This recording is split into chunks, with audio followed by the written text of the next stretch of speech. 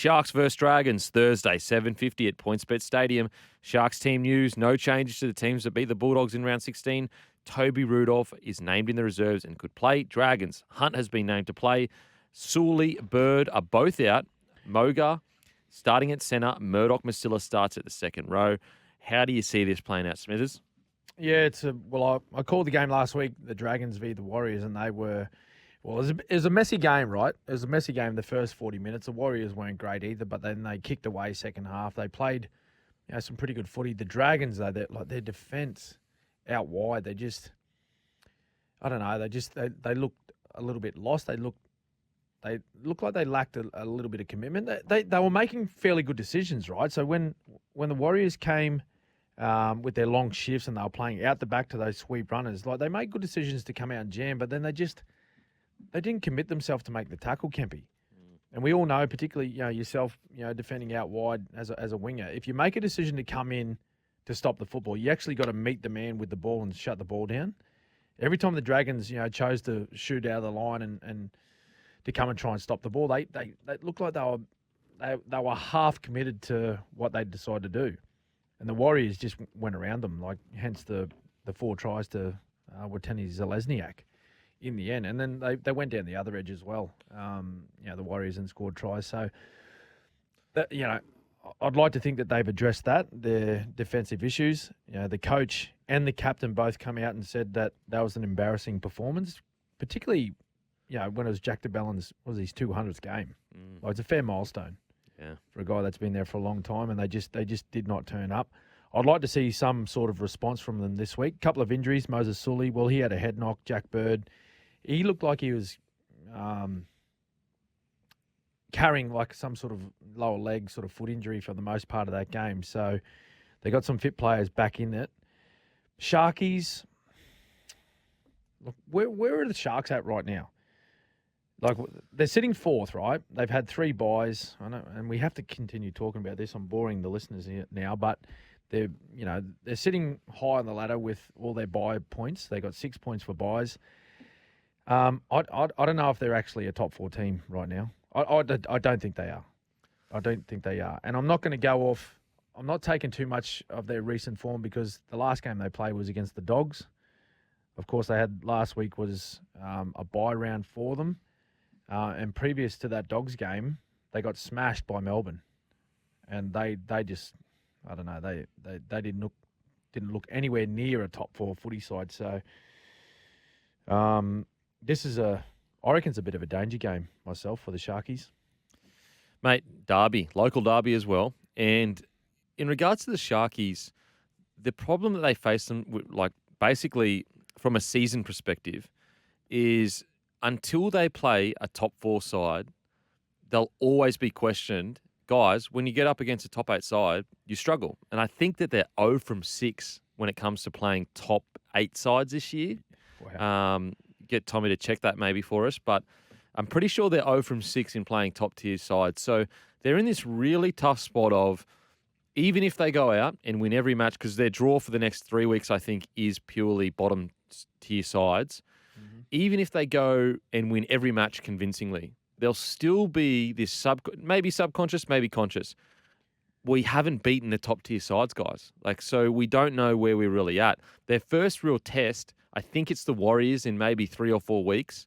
Now the Warriors are currently a top 8 side, but I need to see the Sharkies against the Panthers, against the Broncos at full strength. The Storm, obviously, they've just played them and got towed up, but against the Storm again. Even the Rabbitohs playing good footy. That's their biggest concern, is when they get up against the top tier sides, they don't just lose. They get beaten quite convincingly in most cases.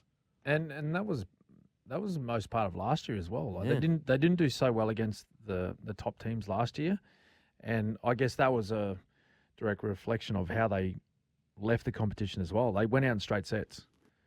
Golden opportunity they gave themselves with the first round of the semi-finals, playing at home against North Queensland, and they bombed it. They bombed it, and then which forced them into backing up the following week, and they were just bundled out easily. So that's where I'm thinking with. I'm just unsure about exactly where this team's placed at the moment. Are they a top 8 side? Yeah, I'd say they're a top 8 side, but I think they're a little bit off being a top 4 team at the moment. Also, Tommy's found for us, they've only one win against a current top 8 side, but that was the Eels when this was round 2, and we all know round the 2. Eels started the season not a top 8 side. So basically, they're yet to beat a side that's in the top 8 when they're playing them. Wow, that's pretty damning stat, isn't it? Yeah, it's really concerning for the Sharkies, and I think it would be so frustrating for fans because we can all see it. When it clicks, we can all go, wow, like this is a team that could go toe-to-toe with everyone. But the problem is when they do get toe-to-toe with the top-tier sides, they just don't seem to be able to keep the same energy in the game that they do against the teams that are a bit lower. In regards to the Dragons, boys, backs against the wall. If you don't have enough motivation now, what are you playing rugby league for? Yeah. Everyone's writing you off. Everyone's talking smack. Although it would hurt a little bit to hear Hunt wanting to leave, I'm sure all those boys love Benny, care about Benny, and would maybe understand his situation. This is a setup. This is a setup for a great win. They're paying $670 apparently at the moment. $670 head to head. Oh, I just think for the Dragons, you're sitting last on the table. You need to get out there and just have a little bit of pride in your performance. Really, that's all it comes down to. Do you enjoy sitting on the bottom of the ladder? Do you enjoy looking at that ladder, hearing comments from people about, your performances and lack of, sort of effort at times in your matches? Last week, the coach and the captain, as I said earlier, they come out and said it was embarrassing. They actually apologised to their fans for the way they played. So, if there was ever a game or a week that they're going to try and turn that around and respond, it's got to be this weekend. It's got to be this weekend against the Sharks. Now, our same game multi, SEN League's same game multi. Now, I just want to say, first of all, I didn't put this together, so don't get angry at me. Don't get angry at me if it doesn't go on. No. All jokes aside. SEN League same game multi for this game. Sharks 13 plus, Katoa 2 plus tries, Nakota anytime try scorer. That gets you $9.25. SEN League same game multi. Now, let's get into the Warriors v. the Rabbitohs. Friday, 6 p.m. at Go Media Stadium, Auckland. Go Media Stadium? What? Is that like a new name? Oh, well, there we go. Go Media. Okay. They're making moves over there in New Zealand. Warriors team news. Mitch Barnett returns from suspension and replaces the suspended Murata Niokora. Rabbitohs team news. Cheekham replaces suspended host at second row. Havili and Mitchell join the bench. How do you see this, Smithers? Look, I think the Warriors at home, Kempy, I'm really impressed with the way they're playing at the moment. They look very happy. They look very confident. Watching Sean Johnson go about his business, particularly in his second half last week, was really impressive. He's playing some great footy. It's been reported already, he's playing some of the best football that he's played in his career. I was actually playing against him when he was, through that period of 2011, 12, 13. He actually took the Warriors to a grand final in 2011, where when he's confident, he takes on the opposition through, running the football, his kick chase game, his willingness to, throw a long ball and back himself to throw a long ball. It's all there at the moment for Sean Johnson. And I think, whether he's feeding off, some of the other guys at the moment or they're feeding off him, but it looks like they've got a really good balance at the moment and a really good feel within their group. And what they're doing is they're embracing the challenge of when they travel away from New Zealand, traveling away from their home ground and taking on, the teams over here in Australia, and just embracing that road trip and getting those tough victories. So going back home, particularly against the Rabbitohs, who are just, mate, I don't know what's happened to the Rabbitohs. Well, I'll tell you what's happened. They've forgotten how to defend. That's what they've done. Well, they were super impressive in the opening, 10 rounds of this year, where I think they only conceded maybe, it was a tick over 100 points. It might have been 130, roughly about 130 points, right, in the first 10 rounds. They've conceded that in the last 5 games. Yeah. I think. Wow. And so they went on that little run there where they'd won 6 games in a row, and everyone's started talking about, well, look at this Rabbit side, impressive. A lot of people had them as possibly going all the way to a grand final, premiership contender. They lost the game where they were looking to go 7 straight against Parramatta, and Parramatta put 30 on them that night. Like, it was a convincing win, and they scored early. Since then, Kempy, they've lost four of their last 5 games. And I think they've averaged, over those 4 matches, they've conceded like nearly 30 points every game. Mm. So, there's a lot spoken about their attack and how lethal they can be at times. Like, their right edge and their left edge are very good, very good. And they look classy, when they get their attack on. But it's their lack of defence that is costing them right now. Yeah, so Tommy's just reaffirming your point, Smithers. From round 1 to 11, they conceded 13.6 points a game, which was second in the comp to Penrith Panthers. Mm. From round 11 to 17, they have conceded 32.8 points a game. There you go. Wow. There you go. Wow.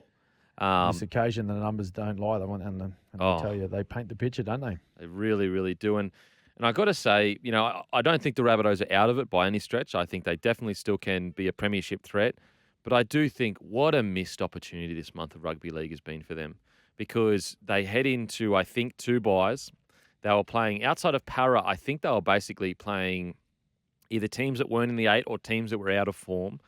They had a big opportunity to, at the very least, cement themselves in the top 4, but minor premiership as well. It was there for them. If you check their run home from that point on where they were sitting at top of the table, and I think the 2 or 3 buys they had coming up, they really had an opportunity. They'd got all the hard work done at the start of the year. They'd essentially, you would argue they had the hardest start of any club to the season. They played all the big dogs, got it all out of the way, and then they get to the middle of the year, and it's there to set themselves up for a potential minor premiership, and just completely collapses inwards. It's very, very surprising. Yeah, it's been some sort of mini capitulation, really, hasn't it? And I don't know, mate. There's a few factors that may have contributed to that. Like, they've had a few injuries, particularly Latrell Mitchell. He spent a fair bit of time off the paddock now. I think it's something like, is it 4 games that he's missed? 4 games for the Rabbitohs. The last 4. I don't think he's played for them. It'll end up being 8 weeks since injury when he comes back. Yeah, there you go. So it's an extended period of time. Maybe is it a factor of too that they played so many games consecutively without a bye, whereas all these other sides, they had an opportunity to have a break, they got a rest, they come back fresh. There were some clubs that actually had 2 byes. Yeah. Before the Rabbitohs had their first, which I for the life of me, I don't understand why. Maybe that had something to do with it as well. The positive for them, and they've dropped all the way down to 8th, like they're nearly dropping out of the top 8, is that they banked those wins early. They banked a lot of wins early, and they've got a couple of buys up their sleeve. And I think they've got a few matches coming up against teams quite low on the ladder, which you would expect them to win. Yeah. But they can't. If you're a Rabbitohs fan, don't just think that's going to get you home. Yeah. A couple of buys and playing some teams down below. Like this footy side, they need to have a good discussion about where they've been in the last month to 5 weeks, the things that haven't worked so well for them, and change them quickly. And quite easily, the first one is their defensive systems and what's going wrong in that part of their game. All right, after the break, we're going to continue our Round 18 preview. What's up, ladies and gentlemen? Welcome back to the Captain's Run. Let's preview our game of the round thanks to Suncorp. Building a more resilient Queensland, that's the Suncorp spirit. It's the mighty Storm versus the Penny Panthers, Friday, 8 p.m. at Marvel Stadium. Storm team news. Cameron Munster recovers from Caxonitis to return at 5'8" in the only change. Panthers teams, all of Penrith's Origin stars return to the starting side. Smithers, what do we reckon? Yeah, big one, this one. Playing at Marvel Stadium, Kempy. So under the roof, a little bit wet down in Melbourne at the moment, so the roof will be closed. I think they'll get that pitch. It'll be a nice dry pitch for both of these footy sides to get out there and try and play a little bit expansive. I think for the Storm, knowing that Penrith, they are out and out the best defensive side in the competition at the moment. So I think they'll be they'll be trying to use the footy a fair bit, and early in the game, they might try and move them side to side. Maybe a couple of early kicks from Hughes and Munster might try and turn their wingers around, just keep them on notice. But Penrith, like they just keep producing, don't they? Like they rested all of their Origin players last week, and they still come up with a victory. It was against the Knights, who like they're not doing so well this year, but still, when you're missing 4 or 5 of your best players, and still come up with a victory, and I just want to give one of their players a rap, Tyrone Peachy. I thought he was outstanding. Couple of tries, try assist, a line break assist. He was so good. And then this week you can't even find I don't think he's on like the extended bench. Yeah, can't even find a spot in the top 17. So, it just shows the system that they have there at the moment. The game plan that they have, where one player steps out, the next player comes in, and they just fill that void and play their role for the footy side, and they get the things done. So this is going to be a real tight one. I'm siding with Melbourne being at home, in front of their home crowd. This will be a pretty big crowd too Friday night at Marvel. They've started to just slowly and in some ways under the radar creep up this ladder. Like they're equal first right now. Yeah, they're sitting third, on for and against, but they've crept slowly up this ladder to be equal with both the Broncos and the Panthers on 24 points. So, I think I might go down to Golden Point. No, I think Storm will win it in regular time, maybe by a couple of points, 2 or 4 points for me. Yeah, what a clash. What a clash. I mean, it's first I wanted to give massive raps to Penrith, and I don't think it's been, a sign of, I guess, a good club is when you don't really hear much about the staffing or the admin or whatever. And look, it's very easy to say that when you've had so much success, but let's just take stock here. 2 years ago, it was because Trent Barrett was the assistant coach, and that's why Nathan Cleary was playing really well. Trent Barrett leaves the club. They continue on their run. Then it was Cameron Ciraldo. He's the reason. He's got an ear to the young players. He brought them all through. He leaves the club. Webster leaves the club. Their coaching staff has had a complete clean-out, and they are still at the tippity top of the comp. I think Ivan Cleary doesn't get enough raps for what he is achieving right now at the Penny Panthers. I think it's amazing what he's managing to get out of these players. Like a guy like Peachy. Like, who thought Peachy had that game in him still? Yeah. And I think, when you're talking, I mentioned before about, players coming out and new players coming in and just nothing changes. I think the same with the coaching staff. I think there's just an expectation on this football group, and I'd say to be the whole organisation at Penrith right now, is that no matter, how experienced you are, how many games you've played, how long you've worked in a certain position in your field at that organisation, there's an expectation that you go there and you do your job, you play your role the best you can every day you're at work. And you can see that. You can see that when they go out and play their football, is that everyone understands their role and they work extremely hard at it. So come game time, there's no confusion as to what's expected of you. They just go and get their job done. Yeah, mate. And onto the Storm, from my perspective, I think they've found their mojo. And their mojo, in my opinion, is Nelson Asofa-Solomona being on the field for as long as possible.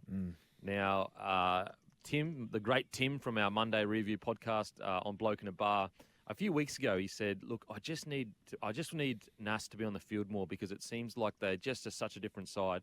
Ever since then, if Nelson Asofa-Solomona plays more than 50 minutes, Storm are 5 from 5.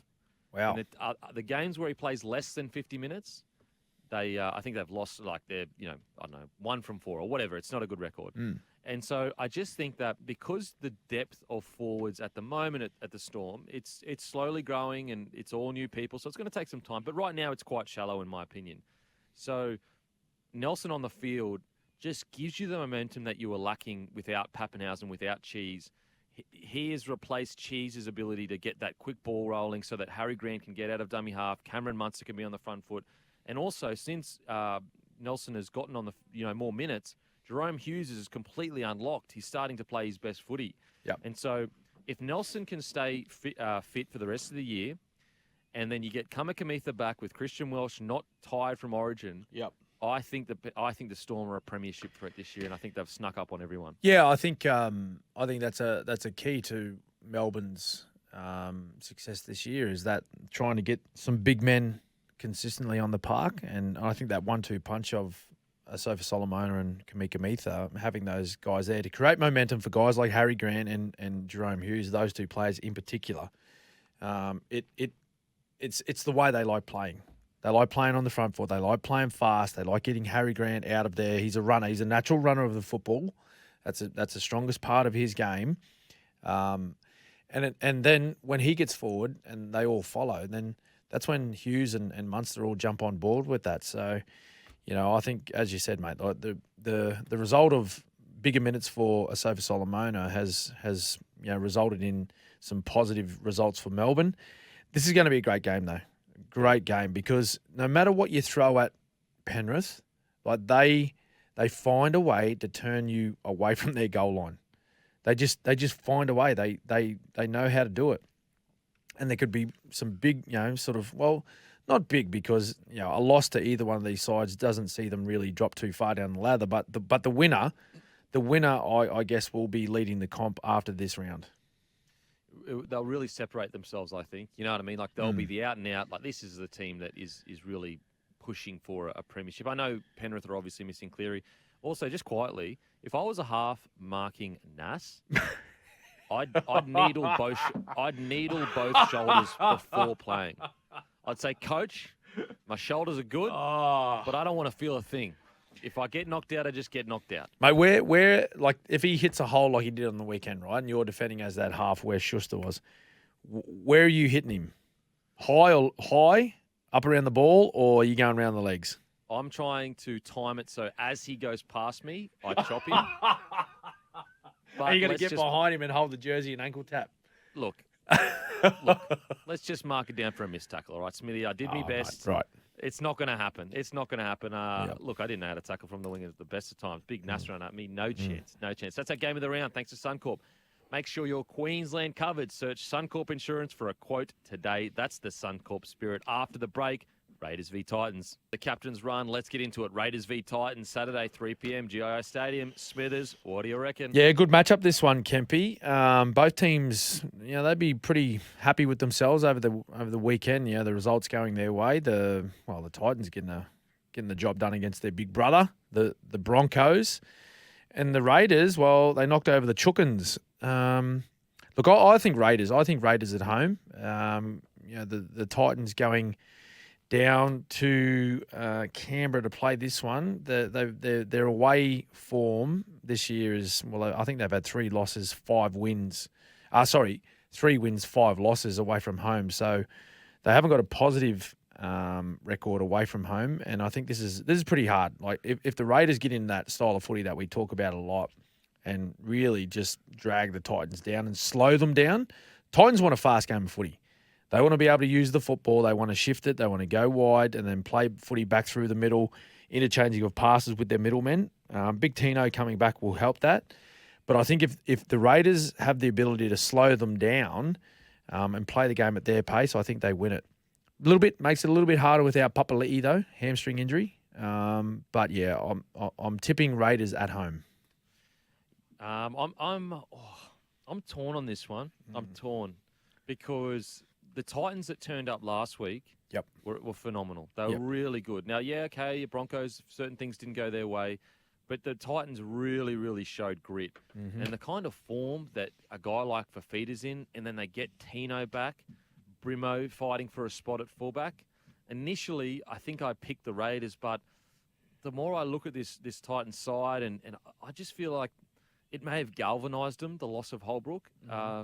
They just, put it this way, on the weekend, we saw them play the kind of footy we've hoped that the Titans can play. So I'm really torn. I will say from a Raiders perspective, geez, they love a dogfight, don't they? They can't help themselves. They do. And they love it. And mate, you look at a few of their players, right? It's a reflection of the players. And maybe that's part of why they get recruited to this club. Like you look at, Wolford, Horsburgh, Jack Wyden. They love that, like Rapana. They love that style of footy, just getting rough and, just upsetting the opposition and getting a little bit, under the skin of the other team. And they love that stuff. Maybe, Sticky's rubbed off on them, obviously, but that's the way he played. He was a little bit more verbal than the physical part of it. But I don't know. like I look at this Canberra side, like not one player has played Origin. So they're not dealing with, playing multiple games in succession. They've just gone week to week. And talking about, Brimo sort of lining up for an opportunity to play State of Origin. Well, guess what? The number 13 for Canberra. Oh, yeah. Hey, the big red dog, Corey Horsburgh. He's a chance too with Flegler. Flegler being out. So he was part of the camp last game. He was 19th man for Queensland. I'm sure he'll be in for a big one to impress Billy as well. Mate, the day I saw him in tears, he was so passionate on a footy field a few years ago. I fell in love with the big red. Yep. And seeing him in a Queensland jersey, it just looks right. You know what I mean? Just the big red steaming. I think Fatty Vorden's been pushing for him. Yeah. He wants him in there. Mate, get him in there. All Fellow right, red fella. Cowboys versus Tigers. How do you see this playing out, Smithers? Well, the Cowboys. How good are they going? Are they back or what? Are they back? I don't know. Yeah, maybe. They've been playing some pretty good footy over the last sort of 3 weeks. I think they're going to be too strong for Tigers. Although Tigers are, what was it, a month ago? 5 weeks? 60 points, Kempy. Oh, my God. Holy schnitz. Yeah, no Jason Taumalolo against them that previous time. He's named an 18th man this week, Taumalolo. They reckon like hamstring 2 to 4 weeks, and he's made a miraculous recovery. Yeah, so they're keeping the same side. They had their Origin players back up and play against the Rabbitohs last week, and they all played well. Val Holmes was good. Drinkwater's in some really good touch at the moment. Dane Laurie playing 5'8" for the Tigers. I think Cowboys too strong. Too strong at home particularly. I think the Cowboys, it's looking like they found their groove. Scotty Drinkwater. I've said this earlier in the week. I know there are fullbacks ahead of him in regards to New South Wales, but on a selection table, I believe that his name should be there for New South Wales next year if he continues his form. Yeah. Yes, he's a little bit different to the prototype that they've been going with for a while now with your Teddy, obviously. You got Minicello, who was, really good in contact. Yep. But, maybe they do need a different angle of fullback. I would say Scotty Drinkwater is more of a ball-playing fullback. And in Origin, that it's all about the little spacing. It's not really about the physicality in the sense that they're both teams are tippity-top physical athletes. But it's the mind that gets the points. We watched Reece Walsh, the way he could strip numbers, DCE, Munster. And I just think that although he's not at the top of the pecking order, I think that they should begin to just have him on the table, Scotty Drinkwater. I really do. Currently sitting second in the comp for try assists, averaging, I think, about 1.2 a game, beaten only by Cody Walker. So if you're a team that has field position but you're struggling for points, get a guy that gets try assists. Yeah. Anyway, just my thoughts on that. Yeah, well, that's obviously next year. Tedesco will finish with game 3, and we'll see what happens next year. What about this game, the last one on Saturday? Broncos v. the Dolphins, and it's at the Gabba, Kempy. What's going on with your boys? Mate, huge test. Huge test. Now, this can be a blessing or a curse, this whole situation, because they find themselves without Walsh, Ricky, and Flegler. Now, Tristan Saylor was outstanding in his club debut. Palacia, we know how good he can be. He's actually off to the Titans next year, so another great signing for the Titans. Yep. Xavier Willison, he's been a young gun coming through for quite a while. I actually think that this may be a little bit of a blessing in the sense that it just takes away that edge that Broncos had in regards to relying on talent rather than game plans. We saw on the weekend too many players, and Reece Walsh specifically, trying to take the game into their own hands rather than trusting in a game plan.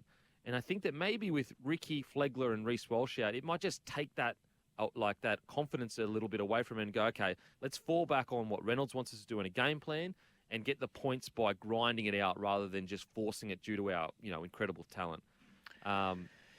What do you think, mate? Well, listen, I'm a bit concerned. Okay. All right. The Broncos, they've got eight games to go, Kempy. There's a similar situation to last year where this team, they started to slide. And I need to ask you, can you see that happening again this year? Because last year it was a couple of injuries, a suspension to Pat Garrigan. Now, ironically, there's a 3-week suspension to Reece Walsh, which has been one of their main men playing in the one jersey. and now we've got long-term injuries, Jordan Ricky, and also Tom Flegler. Look, Is this the beginning of a slide? Or Look. do you think they've learned from last year? They can handle what's happening with few personnel and they'll get through it? Look, I think I see your point, Smithers. I see it. But I just think that the game against the Warriors showed me that there's more to this footy side this year than there was last year. Yep. I think that also the grittiness they've showed at times this year, I didn't really see that last year. Yep. So you're right. It's concerning. It really is. And that's why I said it could be a blessing or a curse. This could be a disaster. Yep. Or it could galvanise the boys. They play a bit more conservative rugby league and they stick to a game plan. The positive is, though, is we still have Paddy, Reynolds and Haas. Yes. And any team with those three players in it should be making the top 8. That's how good these guys are. Yep. I'm backing them this week. Even though they've got the Dolphins, they've got a handy player in this week, Jeremy Marshall-King. He comes back to the dummy half role. Even though I thought, Nikorima, he had some pretty good touches last week. He'll make a big difference to that Dolphins outfit. I think the Broncos bounce back and they win it. I hope so. Dolphins, I think that Jeremy Marshall-King, so underrated how much he arguably could be one of the buys of the year. He's definitely one of the buys of the year. But we talk about how important Appy is to the Tigers, how important Cookie is to the Rabbitohs. Jeremy Marshall-King is equally as important to the Dolphins. Absolutely. Now we're going to head to a break. After the break, we continue our preview of Round 18. Welcome back to the Captain's Run with Cameron Smith. Bulldogs v the Knights, 2 p.m. at Core Stadium. Smithers, what do we reckon? Well, the Newcastle Knights, they were brave against Penrith. Went down 20 points to 12. But, liking what I'm seeing from this footy side at the moment. And, they're under pressure. They're under pressure to perform and get results, and the coach is under pressure too. This might be an opportunity for them to relieve some of that pressure off their own shoulders against the Doggies. The Doggies are just, they're I don't know, they're in a bit of a hole at the moment.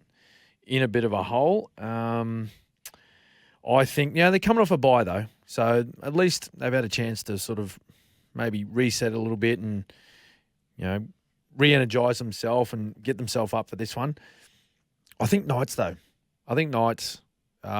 As we spoke about, Kalen Ponga, he could, really play himself into a Maroons jersey for Game 3. He'll be out for a big one. I think the Knights get this one against the Doggies on Sunday.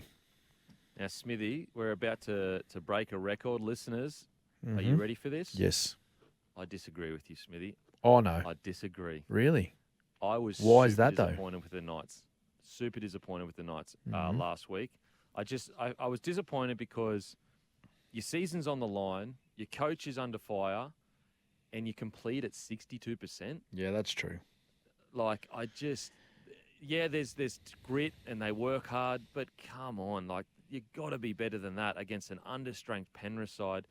I just think that they owe the fans, they owe themselves, because I agree with you in regards to they've shown so much grit and fight this year. Yep.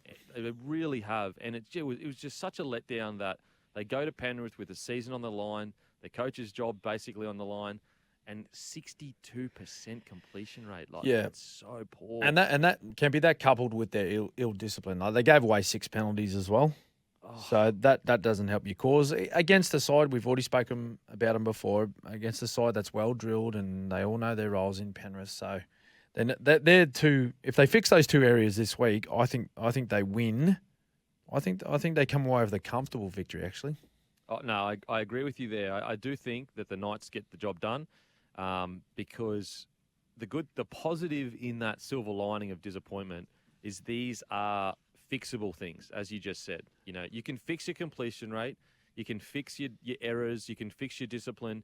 You can't fix ticker. And the one thing that the Knights have shown this year, at least from probably round 4 onwards or whatever, is a lot of grit.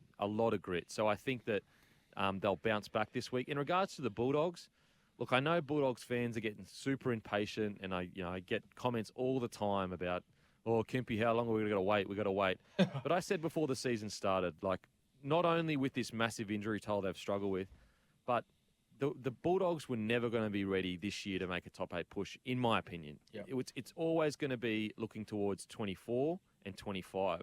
What do you reckon about the Doggies? Yeah, I think it's a slow process, isn't it? And fans want wins straight away. They want results straight away, but it's a lot harder than that. It takes time to, particularly players coming from other clubs, to adjust and learn the traits of what the current coach is after. And it takes time. Like Penrith didn't all of a sudden become the benchmark of the competition. Like they actually struggled for a little bit. Same with the Roosters before they won their back-to-back competitions. Like they finished dead last, didn't they? Not long before they had that turnaround in fortunes and form. Like they finished bottom of the ladder, like around 2015 or 2016, something like that. And I think I'm right when I say that. Well, people were calling for both Cleary's head. Yeah, that's right. So it takes a little bit of time, but when it clicks, it can be really, really good. So just stick with your team. Yeah.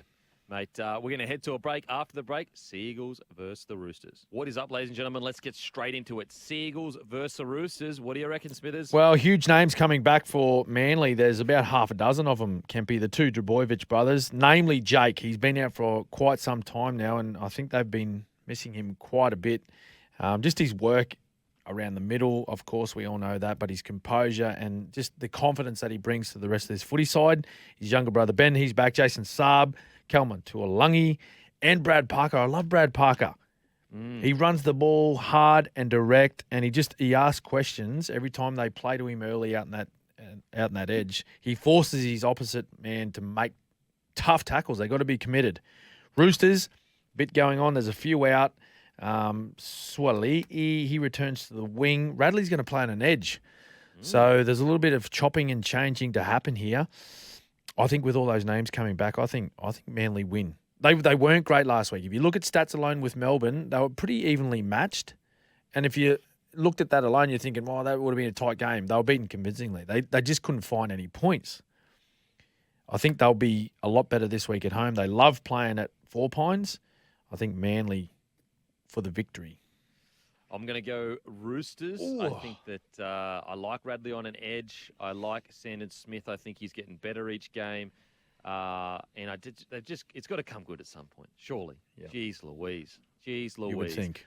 Oh, yeah, I mean, I hope so. Well, I don't really hope so, if I'm being honest. Now, on to Just because we like stirring up Tommy every week. Absolutely. Now,